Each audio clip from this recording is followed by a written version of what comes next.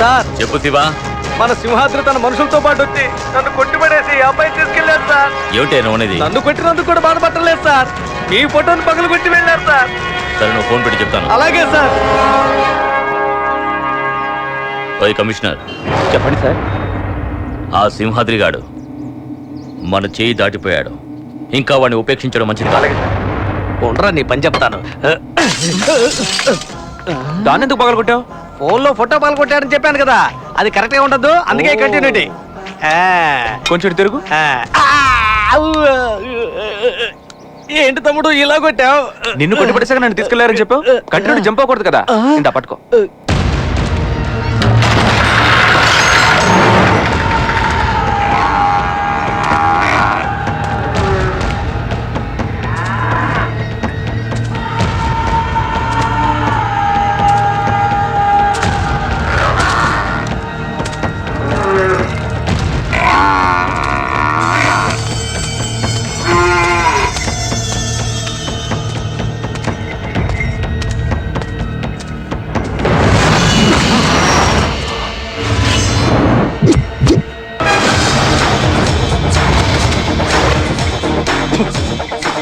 రారా గరుడాద్రి, సరాసరి నా దగ్గరకే వచ్చావు. సింహాద్రి అంటే అప్పన్న భక్తుడిని కాదురా, నరసింహుణ్ణి.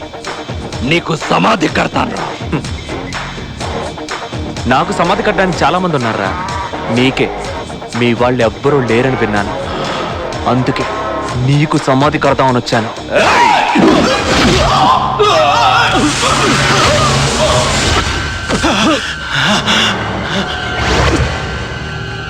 సింహాద్రి పెచ్చ నా కొడక. ఏంది దెమ్మ తిరిగిందా? నా దెబ్బలు రుచి చూసిన మీ వాళ్ళని అడుగుండాల్సిందే. రారా రారా.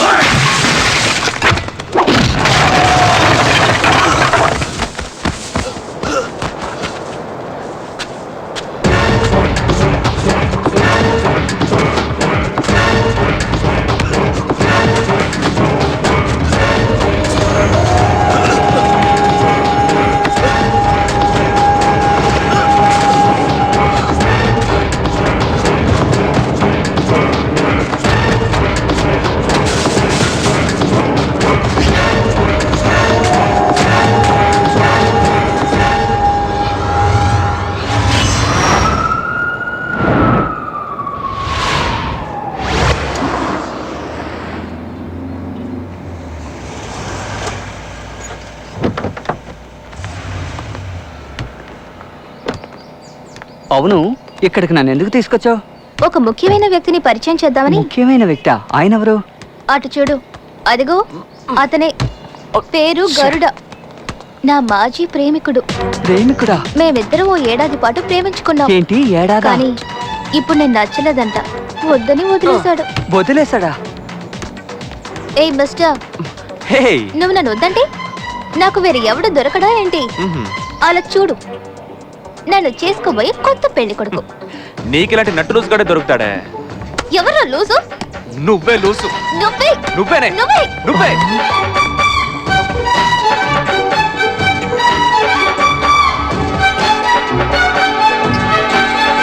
మెంటల్. చాలే పోవే. హలో, ఎందుకండి ఇలా గొడవ పడతారు? లవ్ చేసుకున్నారు, పెళ్లి చేసుకోవచ్చు కదా. ఎవరిని దీన్నా? దీని మోసం సరిగ్గా చూడకుండా లవ్ చేసి తగలడ్డాను. ఇందులో పెళ్ళి ఒకటి. అలా అంటే ఎలా బస్సు? లవ్ చేసినప్పుడు ఏమేం చేస్తుంటారో అన్నీ నాకు తెలుసు. దయచేసి పెళ్లి చేసుకోండి బస్సు. నాకు నచ్చలేదని చెప్తున్నాను కదా, నువ్వే చేసుకోపో. బాగుందయ్యా, నువ్వు లవ్ చేసిన అమ్మాయిని నేను పెళ్లి చేసుకోవాలా? ఓహో, అయితే నీకు నచ్చలేదా?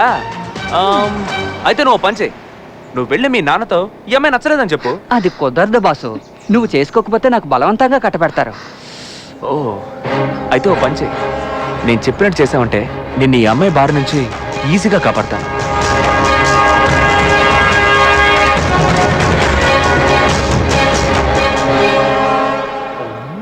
వీళ్ళిద్దరి జాతకాలు అస్సలు కలవట్లేదయ్యా.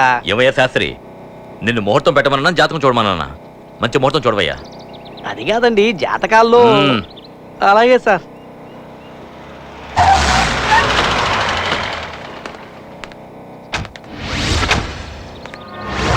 రండి గురుగారు, రండమ్మా. మా అమ్మాయికి మీ అబ్బాయికి జాతకాల ప్రకారం ముహూర్తం చూస్తున్నాం. ఎప్పుడో జరిగిపోయిన పెళ్లికి ఇప్పుడు ముహూర్తం పెడుతున్నావా? బాగుందయ్యా నీ వరుస. గురుగారు, ఇలా చూడండి, మా అబ్బాయికి మీ అమ్మాయిని ఇవ్వడం ఇష్టం లేకపోతే ఇష్టం లేదని చెప్పండి, అంతేగాని ఇలా చేస్తే ఎలా? సురేష్, నా కూతురికి పెళ్లి చేయించడానికి నువ్వెవడరా? మీ అమ్మాయికి పెళ్ళా? నేనా? ఏమంటున్నారు?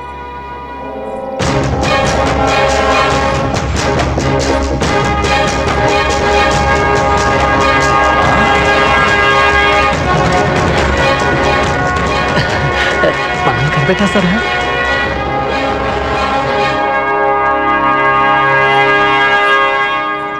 అబ్బాయిని అమ్మాయిని ఇంట్లో దాచిపెట్టి నాటకం ఆడుతున్నావా?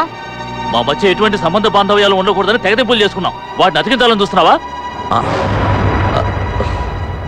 అవును గురుగారు, అవును. మీరిద్దరూ ప్రాణ స్నేహితుల్లా ఉండేవారు. మిమ్మల్ని చూస్తున్నప్పుడు నాకు ఈర్ష్యగా ఉండేది. స్నేహితులంటే మీలా ఉండాలనిపించేది. అటువంటి మీరు విడిపోయారని తెలిసి నేను షాక్కి గురయ్యాను. వీడు పుట్టినప్పటి నుంచే మాట్లాడుతున్నాడా లేక మాట్లాడుతూనే పుట్టాడా? మీరిద్దరూ విడిపోవడం స్నేహానికి మాత్రమే కాదు, మన పార్టీకి కూడా మంచిది. అది మాత్రమే కాదు, వీరిద్దరూ పెళ్లి కోసం కన్న కలల్ని ఎవడో రాయి విసిరి చెదలగొట్టాడు. ఎవడోనా? వీళ్ళిద్దరినీ కలిపితే మీరిద్దరూ ఒకటవుతారని నాకు అనిపించింది. దీనివల్ల నాకెంత చెడ్డ పేరు వచ్చినా పర్వాలేదనుకునే వీళ్ళిద్దరికి పెళ్లి జరిపించాను. కోపంతో లేచేవాడు నష్టంతో కోలబడిపోతాడంటారు. మీకు నీతులు చెప్పేంత పెద్దవాడిని కాను, కానీ విడిపోయిన వాళ్ళని కలపడానికి పెద్దవాడిగా ఉండాల్సిన అవసరం లేదు.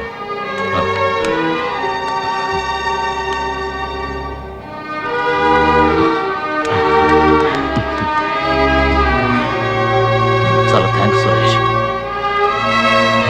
నాగరాజు, నా మాటలు మనసులో పెట్టుకో. వదిలేయండి గురుగారు, అవన్నీ ఎప్పుడో మర్చిపోయాను. శివా సార్, ఇక్కడ ఏం జరుగుతోంది? సార్, ఇక్కడ ఏం జరిగిందన్నది ముఖ్యం కాదు. మళ్ళీ వాళ్ళిద్దరూ ఒకటైపోయారు. రేపు జరగబోయే పార్టీ మీటింగ్లో నాగరాజే సీఎం అని ప్రకటించినా ప్రకటించవచ్చు. దాన్ని ఎలాగైనా అడ్డుకోవాలి సార్. కొత్తగా వచ్చి ముఖ్యమంత్రి ఎవరో తెలుసుకోవాలని ఆతృతతో వచ్చాను. కేఎం తీసుకున్న ఈ నిర్ణయంలో మీకెవరికీ అభ్యంతరం లేదుగా? మన పార్టీలో తదుపరి ప్రెసిడెంట్ గాను ముఖ్యమంత్రి గాను అయ్యే అర్హత ఒక్కరికే ఉంది. సార్, ఏంటయ్య నువ్వు అనేది? ఒక్క నిమిషం ఆక్కేయం. ఆ టీవీ ఆన్ చేయవయ్యా. ఇలా ఎటువంటి హింసను ప్రేరేపించకుండా అహింసా మార్గంలో జరిపే పోరాటానికి పేరే సత్యాగ్రహం. నేను ఈ రోజు ఇలా సత్యాగ్రహం చేయడానికి కారణం ఎవరో తెలుసా? మన నాయకుడు, మన ముఖ్యమంత్రి. నేను ఎవరిని చూసి స్ఫూర్తితో ఉపాధ్యాయ వృత్తిని వదిలి రాజకీయాల్లోకి వచ్చాను, ఆ నాయకుడు పదవిని వదిలేస్తున్నట్టు, రాజకీయాల నుంచి వైదొరుగుతున్నట్టు వేదన చెందే ఓ నిర్ణయాన్ని తీసుకున్నారు. ఇది నేను ఆయనతో వ్యక్తిగతంగా చెప్పుండొచ్చు, కానీ నేను ఆయన్ని ఇంతవరకు ఎదిరించి గానీ ఆక్షేపించి గానీ మాట్లాడలేదు.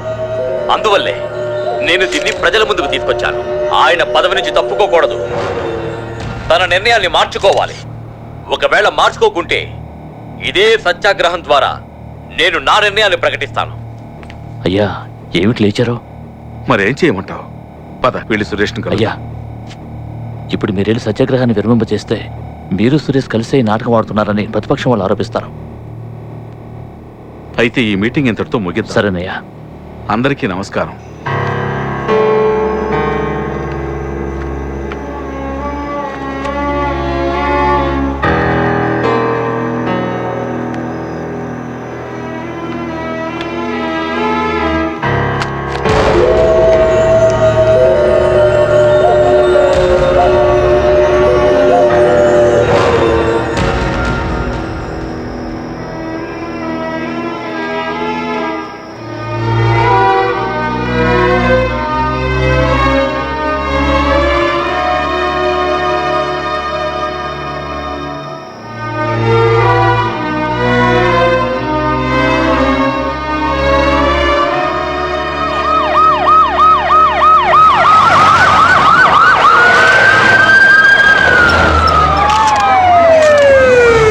అందరూ వచ్చారు. లేవండి, మెల్లగా. జాగ్రత్త జాగ్రత్త. రండి, మెల్లగా మెల్లగా మెల్లగా.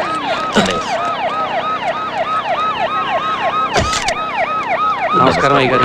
నమస్కారం సురేష్. నువ్వు ఈ సత్యాగ్రహాన్ని విరమించుకోవడానికి నేను ఒక నిర్ణయం తీసుకున్నాను. వీడు ఆల్రెడీ నిర్ణయం తీసేసుకున్నాడు సార్. మీ అందరికీ ఒక విషయం చెప్పాలనుకుంటున్నాను, వినండి. నేను ముఖ్యమంత్రి పదవి నుంచి తప్పుకోబోతున్నానని పోయిన మీటింగ్లో చెప్పాను. నేను తప్పుకోబోతున్నాను సరే, కానీ తదుపరి ముఖ్యమంత్రి ఎవరా అని అందరూ అయోమయంలో పడ్డారు. ఆ అయోమయాన్ని ఇప్పుడు తీరుస్తాను. సురేష్ చౌదరే తదుపరి ముఖ్యమంత్రి.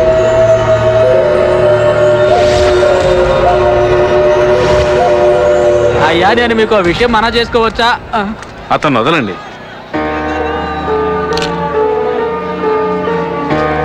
ఏంటో చెప్పండి. అయ్యా సురేష్ చౌదరి గారే కాబోయే ముఖ్యమంత్రి అని చెప్పడం మా అందరికీ సంతోషంగా ఉందయ్యా. ఆ పదవికి మీ తర్వాత ఈయన్ని మించిన వారు ఎవరూ లేరయ్యా. కానీ మేం కోరుకునేది ఏంటంటే మీరున్నంత వరకు మీరే ముఖ్యమంత్రిగా కొనసాగాలయ్యా. మంత్రి గారు కూడా అదే కోరుకుంటున్నారు. అందుకే ఈ సత్యాగ్రహంలో పాల్గొన్నారు. ఆయన ఆశయాన్ని గౌరవించాలనుకుంటే మీరే ఎప్పటికీ ముఖ్యమంత్రిగా ఉండాలి. మంత్రి గారు మీరే చెప్పండి అయ్యా.